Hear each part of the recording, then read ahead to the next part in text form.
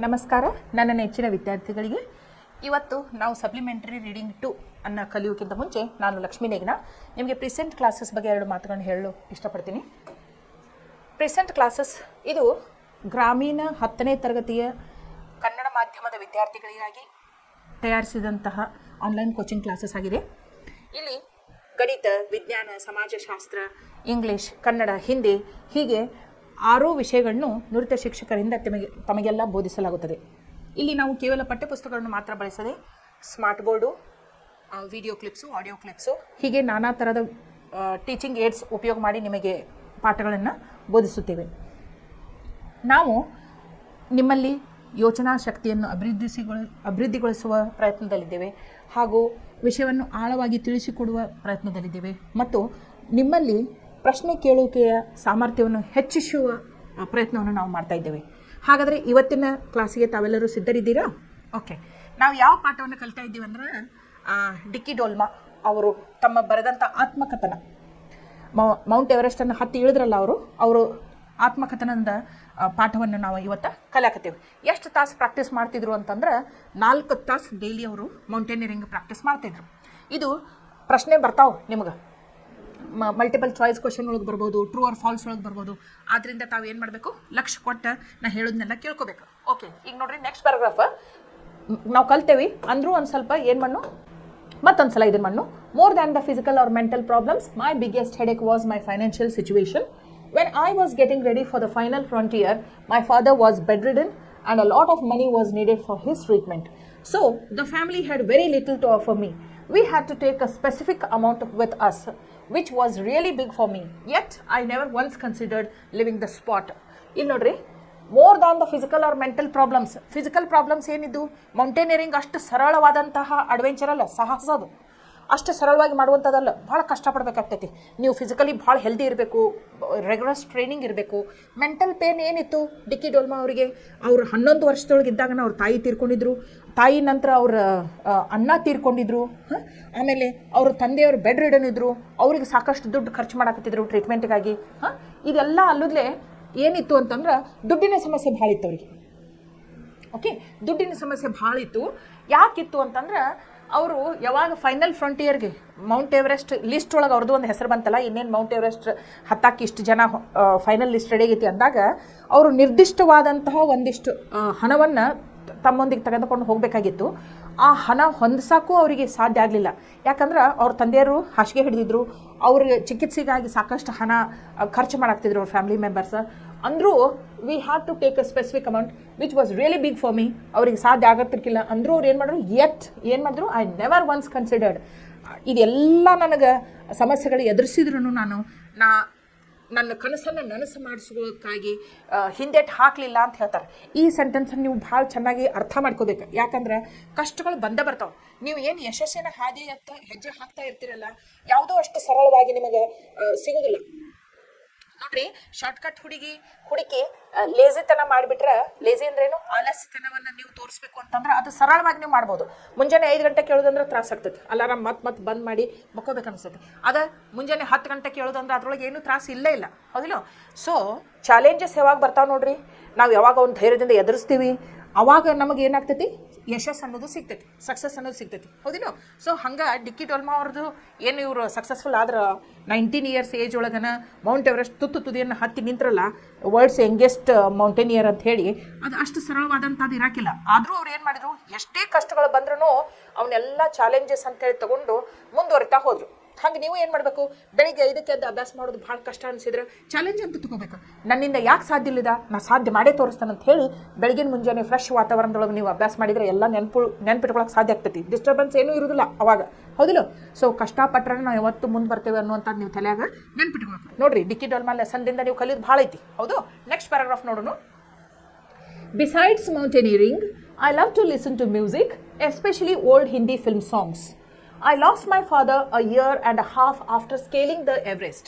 Currently, I am teaching mountaineering at the institute where I learnt the ropes myself. I would like my children to take up adventure sports provided they are willing. ಈಗ ನೋಡಿ, last paragraph ಇದು ಪ್ರಶ್ನೆ ಬರ್ತೈತಿ, ಅವ್ರ ಹವ್ಯಾಸಗಳು ಯಾವ್ಯಾವ ಇದ್ದವು. Besides ಅಂದ್ರೆ ಏನು, ಇನ್ ಎಡಿಷನ್ ಟು. ಮೌಂಟೇನ್ ಹತ್ತುದ್ರದ್ದು ಜೊತೆಗೆ ಅವ್ರ ಡಿ ಕೆ ಡೋಲ್ಮಾ ಅವರ ಹವ್ಯಾಸಗಳು ಮತ್ತು ಯಾವ್ಯಾವ ಹವ್ಯಾಸಗಳು ಇದ್ದು ಅಂತಂದ್ರೆ I love to listen to music. ಅವರು ಸಂಗೀತವನ್ನು ಕೇಳಲು ಅವರಿಗೆ ತುಂಬ ಇಷ್ಟ ಆಗ್ತಿತ್ತು. ಅದು ಎಂಥ ಸಂಗೀತ ಅಂದ್ರೆ especially old Hindi film songs, ಹಳಿ ಹಿಂದಿ ಸಿನಿಮಾದ ಹಾಡುಗಳನ್ನ ಅವ್ರಿಗೆ ಕೇಳೋಕೆ ಭಾಳ ಪ್ರೀತಿ ಇತ್ತು. I lost my father year and a half after scaling. ನೋಡ್ರಿ, 1.5 ವರ್ಷದ ನಂತರ ಅವ್ರು ಏನು ಹತ್ತಿ ಇಳಿದ್ರಲ್ಲ, ಸ್ಕೇಲಿಂಗ್ ಅಂದ್ರೆ ಏನು, ಎತ್ತರಕ್ಕೆ ಹತ್ಕೊಂತ ಹೋಗೋದು. ಅವ್ರು ಏನು ಮೌಂಟ್ ಎವರೆಸ್ಟ್ ಹತ್ತಿ ಇಳಿದ್ರಲ್ಲ ಸಕ್ಸಸ್ಫುಲ್ಲಾಗಿ, ಆವಾಗ 1.5 ವರ್ಷದ ನಂತರ ಅವರು ತಮ್ಮ ತಂದೆಯನ್ನು ಕಳ್ಕೊಂಡ್ರು. ಕರೆಂಟ್ಲಿ ಈಗ ಸದ್ಯಕ್ಕೆ ಅವ್ರು ಏನು ಮಾಡಾಕ್ತಾರೆ ಅಂತಂದ್ರೆ ಐ ಆಮ್ ಟೀಚಿಂಗ್ ಮೌಂಟೇನಿಯರಿಂಗ್. ನೋಡ್ರಿ, ಇದು present continuous tense. I am teaching mountaineering at the institute where I learn the ropes myself. ಅಲ್ಲಿ ಮನಾಲಿ ಒಳಗೆ ಮೌಂಟೇನಿಯರಿಂಗ್ ಇನ್ಸ್ಟಿಟ್ಯೂಟ್ ಶುರುವಾಗಿತ್ತು, ಅಲ್ಲೇ ಇವ್ರು ಕಲ್ತಿದ್ರು. ಅಲ್ಲಿ ಕಲ್ತಂಥದ್ರೊಳಗನ ಇನ್ಸ್ಟಿಟ್ಯೂಷನ್ದೊಳಗೆ ಈಗ ಅವ್ರು ಏನು ಮಾಡತ್ತಾರು, ಟೀಚರ್ ಆಗಿ ಕೆಲಸ ಮಾಡಕತ್ತಾರು. ಆಮೇಲೆ ಅವ್ರು ಏನು ಹೇಳ್ತಾರಂದ್ರೆ, I would like my children, ನನ್ನ ಹಾಗೆ ನನ್ನ ಮಕ್ಕಳೂ ಕೂಡ ಟು ಟೇಕ್ ಅಪ್ ಅಡ್ವೆಂಚರ್, ಈ ಸಾಹಸ, ಇದೇನು ಸ್ಪೋರ್ಟ್ಸ್ ಅನ್ನುವಂಥದ್ದು ಐತಲ್ಲ, ಆಟೋಟ ಪಂದ್ಯಾವಳಿ, ಇಂಥದನ್ನು ಅವರು ತಮ್ಮ ಸಾಹಸವನ್ನಾಗಿ ಮಾಡ್ಕೋಬೇಕು, ಪ್ರೊವೈಡೆಡ್ ದೇ ಆರ್ ವಿಲ್ಲಿಂಗ್. ನೋಡ್ರಿ, ಅವರು ಫೋರ್ಸ್ ಮಾಡಕ್ಕೆ ತಯಾರಿಲ್ಲ ತಮ್ಮ ಮಕ್ಕಳಿಗೆ.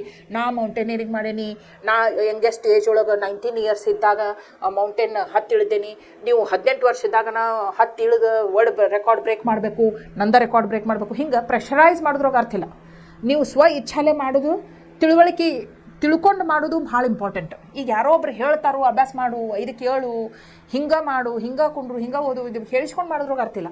ಸ್ವಂತ ತಿಳ್ಕೊಬೇಕು, ನನಗೆ ಯಾವುದು ಬೇಕು, ನಾ ಯಾವುದು ಮಾಡಿದರೆ ನನಗೆ ಖುಷಿ ಅನ್ನಿಸ್ತೈತಿ, ಯಾವುದು ಮಾಡಿದರೆ ಜನರು ನನ್ನ ಏನು ರಿಕಗ್ನೇಷನ್ ಗುರುತಿಸಲ್ಪಡುತ್ತೇನೆ, 4 ಜನದೊಳಗೆ ಹೌದೌದು ಅನಿಸ್ಕೋತೇನೆ, ಇದೆಲ್ಲ ವಿಚಾರ ಮಾಡ್ಬೇಕಾಗ್ತೈತೆ ನಾವು, ಹೌದಿಲ್ಲ? ಸೊ ಅದಕ್ಕೆ ಏನಂತಾರೆ ಅವರು, ನನ್ನ ಮಕ್ಕಳು ಮನಸ್ಸಿದ್ರೆ ಅವರು ನನ್ನ ಹಾಗೇನೆ ಇಂತಹ ಸಾಹಸಗಳನ್ನು ಕೈಗೊಳ್ಳಬೇಕು ಅಂತ ಹೇಳಿ ಇಲ್ಲಿ ಪಾಠ ಮುಗಿತೈತಿ. ಈಗ ನೋಡ್ರಿ, answer the following questions briefly. ಈಗ ನಿಮ್ಮ ಪರೀಕ್ಷೆದೊಳಗೆ ಬರ್ತಾವೆ ಇವು ಪ್ರಶ್ನೆ ಕೂತ್ರ, ಅದಕ್ಕೆ ಲೆಸನ್ ನೆನ್ಪಿಟ್ಕೊಂಡು ಬಿಟ್ರಿ ಅಂದ್ರೆ ಯಾವುದೇ ಪ್ರಶ್ನೆ ಬಂದ್ರೂ ನಿಮ್ಗೆ ಉತ್ತರ ಬರೆಯೋಕೆ ಏನೂ ತ್ರಾಸಾಗಂಗಿಲ್ಲ. ಗಿವ್ ಅನ್ ಅಕೌಂಟ್ ಆಫ್ ಡಿಕ್ಕಿ Dolma's hardship and challenges she faced before she was qualified for this venture of scaling the peak. ನೋಡ್ರಿ, ಅಕೌಂಟ್ ಆಫ್ ಡಿಕ್ಕಿ ಡೋಲ್ಮಾಸ್ ಹಾರ್ಡ್ಶಿಪ್ಸ್ ಅಂದ್ರೆ ಯಾವ ಹಾರ್ಡ್ಶಿಪ್ಸ್ ಬಂದು ನೋಡ್ರಿ, ಫಿಸಿಕಲ್, ಮೆಂಟಲ್, ಫೈನಾನ್ಷಿಯಲ್, 3 ಅಂತ ನೆನ್ಪಿಟ್ಕೋಬೇಕು. ಫಿಸಿಕಲ್ ಏನು, ಅವರು ರಿಗರಸ್ ವರ್ಕ್ ಮಾಡಬೇಕಾಗಿತ್ತು 4 ತಾಸು. ಆಮೇಲೆ ಮೆಂಟಲ್ ಏನು, ಅವ್ರ ತಾಯಿಯನ್ನು ಕಳ್ಕೊಂಡಿದ್ರು, ಅವ್ರ ಅಣ್ಣನ ಕಳ್ಕೊಂಡಿದ್ರು, ಅವ್ರ ಅಪ್ಪಾರ ಹಾಸಿಗೆ ಹಿಡಿದಿದ್ರು ಆರಾಮಿಲ್ಲಾರ್ದ.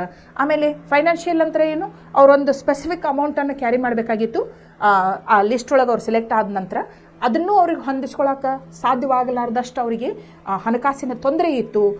ಅಂದರೂ ಅವ್ರು ಏನು ಮಾಡಿದ್ರು, ಇನ್ಯಾವುದನ್ನೂ ಕನ್ಸಿಡರ್ ಮಾಡಲಾರ್ದೆ ತಮ್ಮ ಗುರಿಯತ್ತ ನಿರ್ದಿಷ್ಟವಾದ ಹೆಜ್ಜೆಗಳನ್ನ ಹಾಕಿದ್ರು ಅಂತ ಹೇಳಿ ನೀವು ಅಷ್ಟೆಲ್ಲ ಎಕ್ಸ್ಪ್ಲನೇಷನ್ ಮಾಡಿ ಬರಿಬೇಕು. How has Dolma described her preparedness for the task of sailing Mount Everest? ಹೆಂಗೆ ಪ್ರಿಪೇರ್ ಆದರು ಅಂತಂದ್ರೆ, ಅವರು ಮನಾಲಿ ಒಳಗೆ ಮೌಂಟೇನಿಯರಿಂಗ್ ಇನ್ಸ್ಟಿಟ್ಯೂಟ್ ಓಪನ್ ಆತಲ್ಲ, ಅಲ್ಲಿ ಜಾಯ್ನ್ ಆದರು. 4 ತಾಸು ದಿನ ಪ್ರಾಕ್ಟೀಸ್ ಮಾಡಿದರು. ಯಾವುದೇ ಕಷ್ಟಗಳು ಬಂದ್ರೂ ಅವ್ನು ಧೈರ್ಯದಿಂದ ಎದುರಿಸಿದ್ರು, ಯಾವುದಕ್ಕೂ ಅವ್ರು ಹಿಂದೆಟ್ಟು ಹಾಕಲಿಲ್ಲ ಅನ್ನುವಂಥದ್ದನ್ನು ನೀವು ಬರಿಬೇಕು. ಇಲ್ಲಿ ನೋಡಿ, answer the following questions. With zeal and determination there is nothing that one cannot achieve. ಈ ವಾಕ್ಯವನ್ನು ನೀವೆಲ್ಲರೂ ಭಾಳ ನೆನಪಿಟ್ಕೋಬೇಕು. ಯಾಕೆ ಹೇಳ್ರಿ, ಇದು ಡಿಕ್ಕಿ ಡೋಲ್ಮಾ ಅವ್ರದ್ದು ಅಷ್ಟೇ ಅಲ್ಲ. ನೀವು ಏನು ವಿಚಾರ ಮಾಡಬೇಕು ಅಥವಾ ಏನು ನಿರ್ಧಾರ ಮಾಡಬೇಕು ಅಂತಂದ್ರೆ ವಿತ್ ಝೀಲ್. ನೋಡ್ರಿ, ಮನಸ್ಸು ಗಟ್ಟಿ ಮಾಡ್ಕೋಬೇಕು. Where there is will there is a way ಅಂತ ಕೇಳಿರೋ ಇಲ್ಲ, ಮನಸ್ಸಿದ್ದರೆ ಮಾರ್ಗ ಅಂತ ಹೇಳಿ. ಹಂಗೆ ವಿತ್ ಝೀಲ್ ಆ್ಯಂಡ್ ಡಿಟರ್ಮಿನೇಷನ್, ನಿರ್ದಿಷ್ಟವಾದ ನಂಬಿಕೆ, ಆತ್ಮವಿಶ್ವಾಸ, ಆಮೇಲೆ ಮಾಡೇ ಮಾಡ್ತೇನೆ ಅನ್ನುವಂಥ ದೃಢ ನಿರ್ಧಾರ, ಆಮೇಲೆ ಸತತವಾದ ಪ್ರಯತ್ನ, ಇವೆಲ್ಲ ಇದ್ರೆ ಯಾವ ಮನುಷ್ಯನೂ ಜೀವನದೊಳಗೆ ಹಿಂದುಳಿಯಕ್ಕೆ ಸಾಧ್ಯ ಇಲ್ಲ ಅಂತ ಹೇಳ್ತಾರೆ. ನೋಡ್ರಿ, ಡಿಟರ್ಮಿನೇಷನ್, ದೇರ್ ಈಸ್ ನಥಿಂಗ್, ಯಾವುದು ಅಸಾಧ್ಯವಾದದ್ದು ಇಲ್ಲ. ಈಗ ನೋಡ್ರಿ, 10ನೇ ತರಗತಿಗಳಿಗೆ ನೀವು ಓದಾಕ್ತೀರಿ, ಫೈನಲ್ ಇಯರ್ ನೀವು ಏನು SSLC ರಿಸಲ್ಟ್ನ ಭಾಳ ಚಲೋ ಮಾಡಬೇಕು ಅಂಥೇಳಿ ಒಂದು ನಿರ್ಧಾರ ತಗೊಂಡು ಅದ್ರ ಸಲುವಾಗಿ ಸತತವಾಗಿ ಪ್ರಯತ್ನ ಮಾಡಿದ್ರಿ ಅಂತಂದ್ರೆ ನೀವು ಪರ್ಸಂಟೇಜ್ ಚಲೋ ಮಾಡೇ ಮಾಡ್ತೀರಿ. ನಿಮ್ಮ ಪಾಲಕರಿಗೆ ಸಂತೋಷ ಆಗ್ತೈತಿ, ನಿಮಗೆ ಸಂತೋಷ ಆಗ್ತೈತಿ, ನಿಮಗೆ ಕಲಿಸಿದಂಥ ಶಿಕ್ಷಕರಿಗೆ ಸಂತೋಷ ಆಗ್ತೈತಿ, ಹೌದಿಲ್ಲ? ಅದಕ್ಕೆ ಏನು ಮಾಡಬೇಕು, nothing that one can not achieve. ನೀವು ಸಾಧನೆ ಮಾಡೋದು ಅಸಾಧ್ಯವಿಲ್ಲ ಅಂತ ಅಂದ್ಕೊಳ್ಳೋಕೆ ಸಾಧ್ಯನೇ ಇಲ್ಲ. ನೀವು ಏನು ಅಂದ್ಕೊಂಡಿರ್ತೀರಲ್ಲ ಅದನ್ನೆಲ್ಲ ಸಾಧನೆ ಮಾಡಿ ತೋರಿಸಬಹುದು ಅಂತ ಹೇಳ್ತಾನೆ. What else do you think are necessary to achieve besides zeal and determination? Zeal ಅಂದ್ರೇನು, ಮಾಡ್ತೇನು ಅನ್ನುವಂಥ ಉತ್ಸುಕತೆ. ಡಿಟರ್ಮಿನೇಷನ್ ಅಂದ್ರೇನು, ದೃಢ ನಿರ್ಧಾರ. ನೋಡ್ರಿ, ಡಿಸಿಪ್ಲಿನ್ ಆಗಿರಬೇಕು. ಅದು ಕನ್ಸಿಸ್ಟೆನ್ಸಿ ಇರಬೇಕು. ಅಂದ್ರೆ ಇವತ್ತು ಒಂದಿನ 5ಕ್ಕೆ ಎದ್ದು ಅಭ್ಯಾಸ ಮಾಡೋದು, ನಾಳೆ 10 ಗಂಟೆಗೆ ಕೇಳೋದು ಉಪಯೋಗ ಆಗೋದಿಲ್ಲ.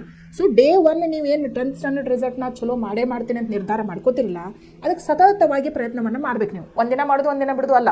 ಓಕೆ, ಯಾರೋ ಹೇಳಿದಾಗ ಮಾಡೋದು ಆಮೇಲೆ ಮತ್ತೆ ಬಿಡೋದು ಅಲ್ಲ. ಅದು ನಿಮ್ಮ ನಿರ್ಧಾರ ಆಗಿರಬೇಕು. ಅದನ್ನು ಸಾಧಿಸುವ ಹಾದಿಯಲ್ಲಿ ಸಾಕಷ್ಟು ಕಷ್ಟಗಳು ಬಂದ್ರೂ ಏನು ಧೈರ್ಯದಿಂದ ಎದುರಿಸಬೇಕು. ಆಮೇಲೆ ನೀವು ಎಷ್ಟು ಕಂಫರ್ಟೇಬಲ್ ಝೋನ್ ಒಳಗೆ ಇರಬೇಕಂತಿರಲ್ಲ, ಅಷ್ಟು ನಿಮ್ದು ಅಚೀವ್ಮೆಂಟ್ ಆಗೋದಿಲ್ಲ ಅನ್ನೋದು ತಲೆಗೆ ನೆನ್ಪಿಟ್ಕೊಂಡು ಬಿಡ್ಬೇಕು. ನಿಮಗೆ ಏನೋ ಒಂದು ತ್ರಾಸ ಆಗತ್ತೈತಪ್ಪ, ಒಂದು ಸಾಧನೆ ಮಾಡಬೇಕಾದಾಗ ಸಾಕಷ್ಟು ನೀವು ತ್ರಾಸ ಅನುಭವಿಸತ್ತೀರಿ ಅಂತಂದ್ರೆ ನಿಜವಾಗಿಯೂ ನೀವು ಸಾಧನೆ ಮಾಡತ್ತೀರಿ ಅಂತ ಅರ್ಥ. ನೀವು ಯಾವಾಗ ಕಂಫರ್ಟೇಬಲ್ ಆಗಿ ಲೈಫ್ ಲೀಡ್ ಮಾಡತ್ತೇನಪ್ಪ, ನನಗೇನೂ ತ್ರಾಸಗಳೇ ಇಲ್ಲ, ಆರಾಮದೇನು ನೋಡು ಅಂತಿರಲ್ಲ, ಅವಾಗ ನಿಮ್ದು ಗ್ರೋತ್ 0. ಇದನ್ನ ಅರ್ಥ ಮಾಡಿಕೊಡ್ರಿ. Okay, so have a discussion in the class. ಇದನ್ನೆಲ್ಲ ನೀವೇನು ಮಾಡಬೇಕು, ಡಿಸ್ಕಸ್ ಮಾಡ್ಬೇಕು ಕ್ಲಾಸು.